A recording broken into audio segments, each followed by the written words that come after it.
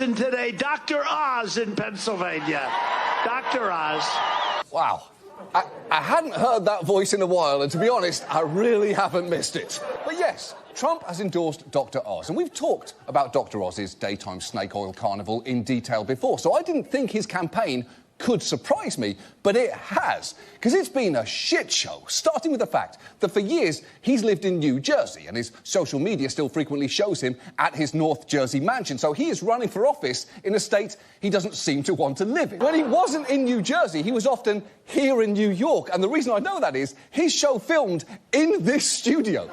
His offices were actually right across the hall from ours. And I'm not saying that that is why, after we made this prop of a giant alligator giving the finger, we set it up in our reception area directly facing his offices, but it did seem an appropriate way for him to be greeted every morning.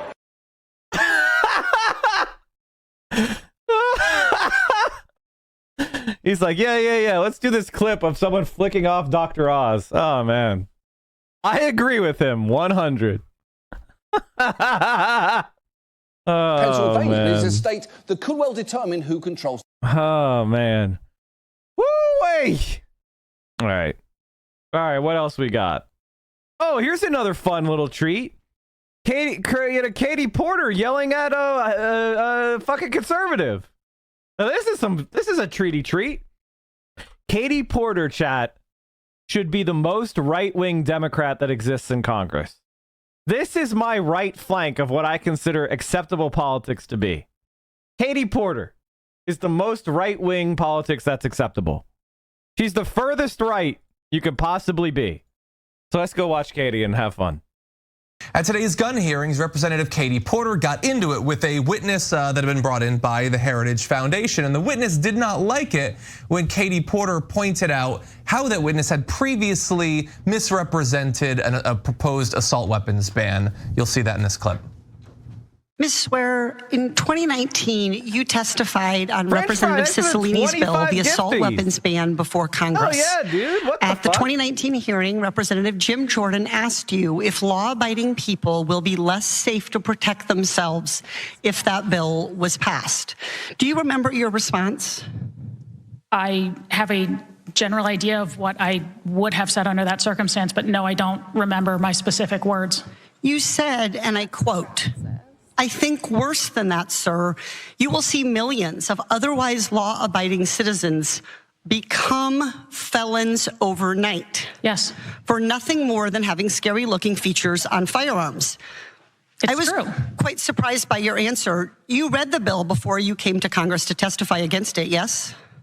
If we're referring to the ban on assault weapons? Correct. Yes. So you knew that the bill would allow any gun owner to maintain possession of any semi-automatic assault weapon that was lawfully possessed before the bill became law. No, so that is the case under that bill. The problem is anytime that is transferred to anybody else, my time, that now Madam becomes Chair, an issue. would you please instruct the witness that the time belongs to me? Okay, so we're gonna have more of the video. There's a lot of that back and forth. The debate in the end, though, is very simple, so let's break it down. What she said, what was quoted directly there by Katie Porter, was that simply because the guns look scary or whatever, and in her extended testimony, which I watched, she kept going to like, this is just about people who don't understand what a pistol grip is or a barrel shroud or whatever, which is of course not at the core of concerns about assault. By the way, I know what a pistol grip is. I know what a barrel shroud is. I know what a bayonet lug or bolt is. I know what a threaded barrel for a suppressor is. I know what semi-automatic is. I know what automatic is. I know what a forward assist is or a gas tube. And what's your fucking point? I think it should be regulated. Next. What do you want? And what's your fucking point? Next. I know what the buffer tube is. I know what a lower is. I know what all the different barrel lengths are. I know more about the AR-15 platform than most conservatives, even people who own a bunch. Just because you went and swiped your credit card doesn't mean you know about fucking guns or gun policy, dummy. And yes, somebody who doesn't particularly like guns, but who intuits that, hey, the fact that people could pick up a gun so easily is probably why there's so many mass shootings, They're right. Even if they don't know what a rail is. What is it? Pickaninny rail? I don't remember what the fucking hell it's called. Picatinny rail. Picatinny rail, sorry. Which is a modular rail system so you can mount things on it, chat, like optics. I couldn't remember what the fucking thing was called. I just call it the rail. I couldn't remember. Anyway, fuck you. Point is, it doesn't matter. Doesn't fucking matter. In fact, I happen to think that we should regulate all semi-automatic weapons, whether they have 5-round mags or 50-round mags, because that is what is highly deadly. The reason why the mass shooter was able to hold off 7 police officers is because he had 30-round magazines. That's why they retreated. Well, I mean, they retreated because they're cowards, but also 30-round mag makes you a much more lethal weapon. Duh! More bullet equal more kill. Assault weapons, that they will become felons because their guns have those things. And that is simply not true. In the bill, as she admits, you do not become a felon because you own a gun that was legal when you purchased it. The bill 100% makes allowances for that. You can keep the gun that you have. Grandfather clause, and I personally think they are stupid. I think there should be gun buybacks. I think there should be gun buybacks. And if you continue to own the gun, after the gun buyback, it becomes mandatory. And then it becomes a criminal offense. But you get a 18-month period or whatever to turn your fucking gun in. Too fucking bad. Or get the appropriate permit. Do you think Thanks, Nico. Really He understands that. The issue is that she wasn't brought there by the Heritage Foundation, either now or in past years, to accurately describe or analyze the Constitution or pieces of legislation. She's there to terrify gun owners and to try to derail gun reform. And so she got really snippy when Katie Porter pointed that out very succinctly. Yeah, so there's a couple of different issues here that I really like and that it's important for you to know about politics. So first of all, when Katie Porter reclaims the time, there's a reason for that. They have about a 5-minute limit where they get to ask the witnesses questions. And by the way, if the witness doesn't get to fully answer a question in the way that they want, they can have the next person, because they alternate back and forth, the Republican can then say, hey, you can finish your answer. Why did you think that the bill did X, Y, or Z? So it's not like she doesn't get any opportunity at all. The reason why people like Katie Porter, quote unquote, reclaim their time is because otherwise witnesses filibuster. You ask them one question and they take up the whole 5 minutes with a rambling answer so that you don't get to your second, third, or fourth question. So that's why Katie Porter always reclaims her time so she can keep going forward. But I thought what was the most interesting out of all of this is whenever Democrats go to testify in front of Congress, they are told by their consultants and clowns, do not ever challenge Republicans. No matter what insane thing they tell you, hey, isn't it true that the aliens kidnapped your body and now you're a lizard person? You have to be respectful and say, hey, well, Senator, not exactly right, and be super polite and genteel. Do the Republicans look like they're doing the same thing? The whole time, even from the beginning, even before Katie Porter challenged her, she's like, yeah, I don't think so, Congresswoman, whatever, right? And what does that do? It creates an uneven playing field where the Republicans can say whatever the hell they want, and the Democrats are always like, timid. That's why we love Katie Porter, because she actually challenges, whether it's corporate executives or in this case, someone who's paid to make sure that there's no gun control so that there's more massacres of our children. She is tough in challenging them, and we love that. But the minute it happens, Republicans are like, whoa. Is this allowed? Is a Democrat allowed to fight back? What does she mean reclaim her time? So then they make a mess of it. Exactly. And you know what? Look, there's a huge back and forth where Republicans try to jump in and say, let her answer the question. And Katie Porter's trying to move on to her other point. And the woman's trying to filibuster again. We're going to skip that second video, actually. Let's get ready for the third one. Because at the end of the day, the debate is super simple. I'll be watching the January 6th She is going to try to conflate two probably. things. How she described what the bill does, implying that you would be a felon because you had already purchased a gun. That's clearly what she said. And then she tries to explain, no, what I meant was that if you later tried to sell it, you'd become a felon. Well, how is that overnight? How is that millions of people overnight? Well, the bill is very clear. You cannot transfer or otherwise purchase one of these guns. That's clear, everybody understands that. And so she's trying to conflate things to terrify people about the ownership rather than about the core, which is the issue, which is the transferring. She understands it, she knows what she's there to do. But also she does have to deal with this new context where Republicans are feeling more heat about not caring about slaughtered kids. That is clear, they've gotten so defensive recently. And so I went and I looked up more of what this particular woman, Amy Swearer, had to say about this issue. And she, like some Republicans recently, wants to reassure you that they're not opposing gun control, not because they don't care. In fact, they care just as much as anyone else. Everybody with a soul has it shattered over acts like this. And we have seen it shattered every single time, from Columbine to Parkland to Uvalde. We did not somehow, this didn't get easier for us. We did not grow numb. Yes, you did. Oh my God, the theatrics are so embarrassing. You are such a fraud. What a disgusting human piece of vile shit. What a fake. There's also no tears. Somewhere along the way to the reality of this. It's not as though our family members don't also teach fourth graders, or we don't also send our kids to school. It's not as though we don't also shop in grocery stores or go to country music festivals or work in hospitals. As though we don't also feel the tremendous, horrible weight of these tragedies somewhere deep inside of our souls, because we do. No, we oppose these policies precisely because the lives of these victims mattered. A flat out lie. They oppose these policies because they're there to represent conservative electoral interests and the gun manufacturers. That's it.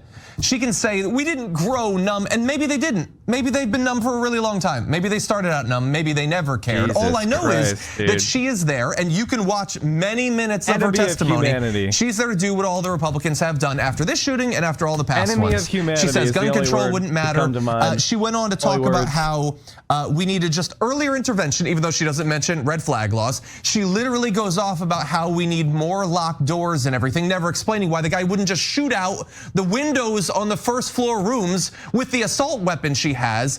She doesn't like being presented as someone who doesn't care about killed kids, but she cannot dispute the indisputable fact that she wants the next school shooter to be just as well armed as the last one. She can pretend to cry on tape about it, but that's what she's there to do. Her career is designed to make sure that the next shooter is as well armed as any soldier, any military around the world has. Yeah, let me double down on what John is saying. That's Amy Swearer, and I think she's a liar. I don't think she believes a word she just said. All that fake maudlin emotion. Oh, you think we don't have kids too? Well, then what are you doing about it? What are you doing about it? We know for a fact that the more guns there are in a country, the more gun homicides there are, and the more mass shootings there are. America leads the world in mass shootings by an order of magnitude. Among developed nations, we have 73% of all of the mass shootings. All the other countries combined only have 27%. All of them combined only have a quarter, we have 3/4. Why? Because they have gun control, we don't have gun control. There's nothing we can do about mass shootings. It really breaks my heart. You know, ching ching, we got the money, right? Did we get the money from the gun lobby? Oh, that pays my checks? Yes! Oh yeah, sure, oh, I care so much. I think you're a goddamn liar, Amy Swearer. Go ahead, raise your eyebrow again. I don't care. It's people like you that are getting our kids killed and massacred. So don't give me your total BS, fake emotions there about how you care about the kids. We know for a fact it's the guns. It's definitely the guns. And you go, oh yeah, who cares? Give it to them anyway. Second Amendment rights, wink, wink. It's really about the money, isn't it? Isn't it about the gun manufacturers that makes millions and millions and millions of dollars from those weapons? Okay, Second Amendment, my ass. Was the shooter in Uvalde a part of a well-regulated militia? Was he? Was he, Amy? Was he a part of a well-regulated militia? Because then he would have Second Amendment rights. Show me which well-regulated militia he was a part of. Oh, that's inconvenient for you. Because then, oh, well, we couldn't sell more weapons and then have a think tank like Heritage Foundation, who gets funded by giant corporations to help them make more money, come out there and think. There's just big thinkers in the think tank. And they thought and they saw all the numbers about how the guns lead to more dead kids, and they thought, yeah, we don't mind. Yeah, it's all BS. They don't care any more now than they did before. When they're dispatching, like literally the guy who was injured in a mass shooting, Steve Scalise, to say the exact same argument that Marjorie Greene made a few days ago, or maybe it was Lauren Boebert. I sometimes can't tell them apart. That we didn't regulate guns after 9/11. That's accurate. Yep, there was nothing that changed after 9/11. We didn't do anything in terms of security. And in fact, right now, I can go to Walmart and buy a 747. What the fuck? We created the Department of Homeland Security. We passed the Patriot Act so that the FBI could know your library books.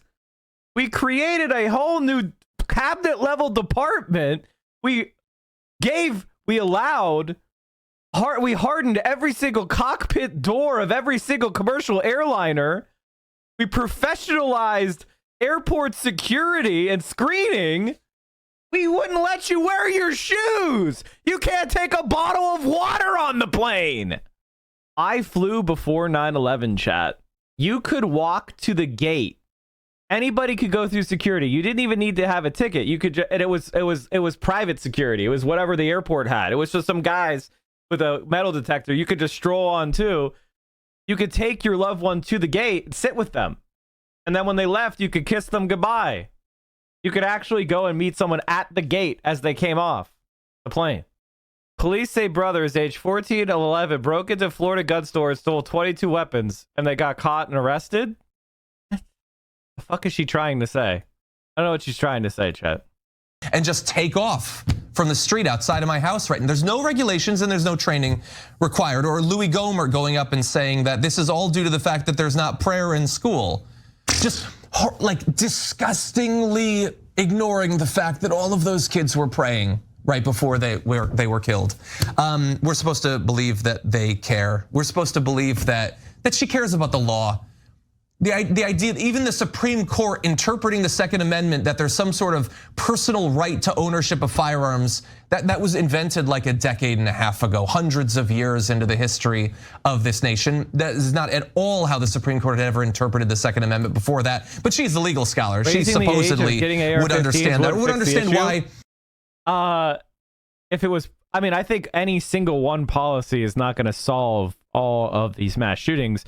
But it certainly could be part of a larger thing. For example, a Canadian-style licensing firearm system where you can't buy a gun without a permit, period. Which includes mental health screenings, which includes criminal background checks, which includes demonstrations of competence and safety, and gun locks, safe storage, etc. So yeah, one of the policy changes would be you have to be 21. In the slightly more than a dozen words in the Second Amendment, where exactly does it designate why you should be able to buy an AR-15 but not a fully automatic AK-47? Which particular word in the Second Amendment lets you have the AR-15 but not a bazooka, an AR-15 but not a tank? Where in the Second Amendment is that? Because you want to imply that the status quo isn't just a negotiation that we have had as a society. It's something objective, something philosophical, something legal baked into those few words. It's not there. We get to decide as a responsible society, or at least aspirationally a responsible society, since we clearly are not one, where exactly we draw the line. You're going to try to draw the line where it financially benefits gun manufacturers. We're going to choose to draw the line where it protects kids, or at least we're going to fight to try to draw the line there. Yeah, Great point. The people in mainstream media tell me all the time, you have to respect Republicans. No, I don't. Where's that written down? Show me the amendment where it says I have to respect Republicans. No, I think they're monsters. I don't think they care at all about all those dead kids. And you got free speech rights, so you go and give your BS speech in House about, oh my God, I care so much. Check, check, check. I got the check. Yes, right? And I get to give my speech and say, you know what? People like Amy swear, and it's just not her. Like the Louis Gohmerts, the Mitch McConnells, who's the #1 problem in America when it comes to gun control. All those Republicans, every single one of them, drenched in money from the gun lobby and drenched in blood. You should shame them. You should shame them. Never do anything physical. That's what the monsters on the right wing do, okay? But you see Amy swear, oh, hey, you make money from guns? You're disgusting. Oh, no, you have to be polite. Why do I have to be polite to the elites? Are they polite to us? Were they polite to the kids in Uvalde? No. Never anything physical, but we do not have to be polite to people who make money off the deaths of our kids. Thank God there's no landmine industry. Because if there was, they would go purchase the Heritage Foundation, and Republican politicians, they would say, oh, no, we have a great idea for the mass shootings at the schools. We just plant landmines in the schoolyard. And you think they won't do it? What they've said. You Man think traps. Yeah. No, they'll do it. They'll do anything for money. That's who Republicans are. They're monsters. Yeah. No amount of dead kids will get them to feel shame and feel like, oh, maybe I shouldn't take all the bribes I got from the gun lobby. Maybe I should actually care about other people's kids. It's true of everything. I mean, like, why do you think they? Scalise himself was shot. The same shit. And he came back out begging for money from the gun lobby. That's how disgusting these guys are. Damn, that space.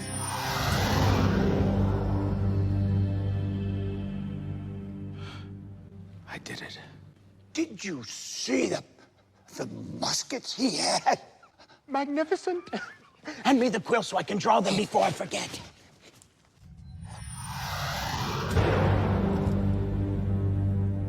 Damn it. Ah, fuck. Are you watching the stream unsubbed? You're making income inequality worse. You are doing anti-praxis. We are the only Twitch stream that will not accept scam advertisers, and I will never fuck you over by selling you crap